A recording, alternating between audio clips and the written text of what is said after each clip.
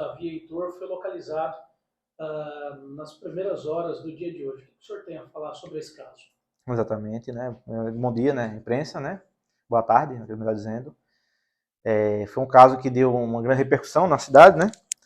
E a polícia agiu rápido, né? Ao contrário do que algumas pessoas pensam, né? Nós fomos acionados no sábado, né? Nós ficamos sabendo informalmente na sexta-feira através da imprensa à noite, mas a família só procurou a polícia no sábado pela manhã, quando os próprios investigadores se dirigiram já para começar as investigações e foi na casa da família. Foi daí que começou toda a investigação. Então, o autor desse crime bárbaro era uma pessoa que estava dissimulando, ajudando nas buscas, né? Ele já sabia que a criança estava morta e ficava ajudando, porque ele é um ex-companheiro da mãe da vítima. Então, a um primeiro momento, a mãe da vítima negava acreditar que ele poderia ser um suspeito.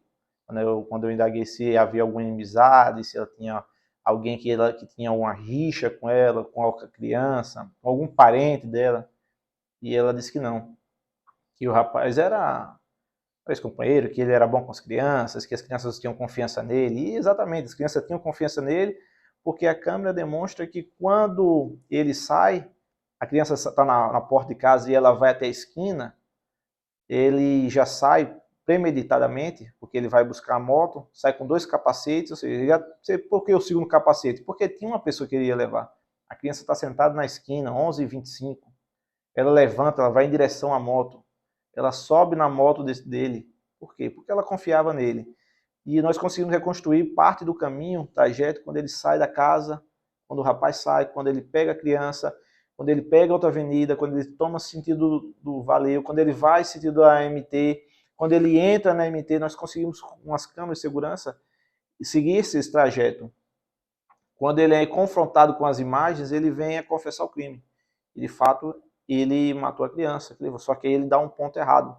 Ele nos leva depois da comunidade Zé Reis, uma primeira ponte, ele disse que desce, disse que ia mostrar uns peixes, ia pescar, e que lá ele sufoca a criança, amarra uma corda que ele disse que teria encontrado na pista, uma corda de 2 metros, ele amarraria uma pedra, entraria um pouco na água e depois arremessaria a criança. Essa foi a confissão dele, do crime, a frieza dele, zero remorso quanto ao crime bárbaro. E com base nisso, nós fomos buscar o corpo no rio, junto aos bombeiros. Os bombeiros fizeram presente, mergulharam, mergulho submerso, trouxeram um barco, desceram um barco. Foi o sábado inteiro buscando. A gente começou 8 horas da manhã, fomos para 8 horas da noite as diligências, porque não é só prender, depois a gente tem que justificar o porquê prender, tem que fazer relatório, tem que mostrar as câmeras, tem que juntar isso no sistema. O juiz, o Ministério Público, a defesa tem que ter acesso a tudo isso. Não é só eu chegar e dizer, é você que é o culpado e pronto, e a minha palavra vale. Não, tem que provar que é isso, porque senão, uma hora, com 24 horas, o juiz soltaria ele. Então, tudo isso tem que ser feito. Então, um efetivo, né, reduzido, né, a gente contou com o apoio de vários policiais que, na sua folga, veio trabalhar. Eles não são remunerados nessa folga porque veio acionado. Eles não vão ter direito a outra folga porque trabalharam no seu dia de descanso. Então, é bom ressaltar que vários policiais, hoje, o investigador que estava no dia de plantão, que era o dia dele, no sábado, ele foi trabalhar no domingo, que seria o descanso. Ele veio trabalhar hoje, ele estava no local onde encontrou o corpo, no seu dia de descanso. Ele não é remunerado por isso, ele não vai ter outro dia de folga. Do mesmo jeito que os outros, nós temos outro investigador que estava de folga, com a sua família, viajando em Alta Floresta, ele voltou para nos auxiliar. E isso a população tem que saber. Esses policiais que agiram lá, foram o quê? Eles vieram livres espontaneamente. Eles não foram, porque o regime jurídico deles, né, do concurso deles, rege X horas, 40 horas por semana. Mais do que isso, eu não posso coagir eles, não posso obrigar eles a trabalharem. Eles não vão receber hora extra. Então, eles vieram pelo dever policial. Né? Doutor, houve um movimento, inclusive nas redes sociais, no WhatsApp, para se fazer um manifesto em frente à delegacia. Inclusive, no sábado à noite, o senhor, inclusive, conversou com os manifestantes. Exatamente. Depois das 8 horas, quando foi que conseguimos sair, né, para ir realmente almoçar, né, porque não almoçamos, eu, o investigador Everton e a investigadora Elisângela, não almoçamos. 8 horas, quando fomos sair da delegacia, por volta de umas 10 horas, o investigador menciona novamente dizendo que os manifestantes fizeram um grupo de WhatsApp e estavam planejando invadir a delegacia para retirar ele. Então, eu me fiz presente para conversar com as pessoas, explicar a situação, o que a lei permite fazer. O que a lei permite fazer era prendê-lo em flagrante, que foi o que foi feito. 3 horas após a confecção do boletim, ele já estava preso. Então, a gente já tinha feito toda a logística, todo o crime que ele tinha feito, o trajeto que ele levou a criança, e ele já estava preso. Ou seja, o papel no flagrante da Polícia Civil já estava ali materializado. Já estávamos documentando para que a justiça tivesse acesso, né? Então isso também leva um certo tempo. Então, com a informação que ele passou, as buscas foram em uma localidade e não acharam no domingo, né? Porque isso leva um tempo, você não acha o tamanho da cidade com um efetivo de você não consegue vasculhar cada passo em tão pouco tempo. Então, no domingo, conseguimos mais algumas informações, mas ainda assim dava a crer que era naquela localidade. Agora, hoje, de posse da câmera do posto da Via Brasil, né, que é antes da comunidade Zé Reis, a gente consegue ver que ele não passa naquele caminho. Então, a gente viu que ele estava mentindo quanto à localidade do corpo. Então, a investigação foi em outra localidade, onde veio a confirmar que ele tinha sido encontrado, foi encontrado o corpo dele próximo à pista de motocross. Doutor, já no domingo, as pessoas acreditavam que um chinelinho encontrado próximo da pista seria da criança, né? Lá perto do rio, onde estavam sendo as buscas. Exatamente. E aquele chinelinho, muito provavelmente não é dele, né? Ou não foi ele que levou, pois as câmeras mostram que no momento que ele some com a criança, ele não chega lá, se ele não levou, não passa até lá com a criança, ele não poderia ter levado esse chinelinho, né? Isso aí não procede quanto a ser ele ou quanto ao rapaz ter levado, né? Essa suspeita que a princípio foi levantado não se verifica. Uma outra informação que depois a família consegue nos trazer é que ele retorna 12h10 para casa. Então, pela distância, que dá aproximadamente 30 quilômetros até lá, então ele não teria esse tempo. Se 11h25 ele estava pegando a criança, ainda passando a Avenida Princesa Isabel, para pegar ali próximo do Valeu, para sair para a MT, para dar 30 quilômetros, ele não conseguiria ir, descer, executar o crime e voltar, e 12h10 já está na casa novamente. Doutor, a polícia já conseguiu o relato dele ou na investigação a motivação deste crime? Ele, a princípio, fala muito em que tem um branco, né? Mas, a princípio, a gente consegue ver algumas informações que, na verdade, trata-se de uma vingança. Uma vingança, aparentemente, porque o pai da criança tinha um vínculo com a mãe e ele queria que essa mãe fosse embora para Pernambuco com ele.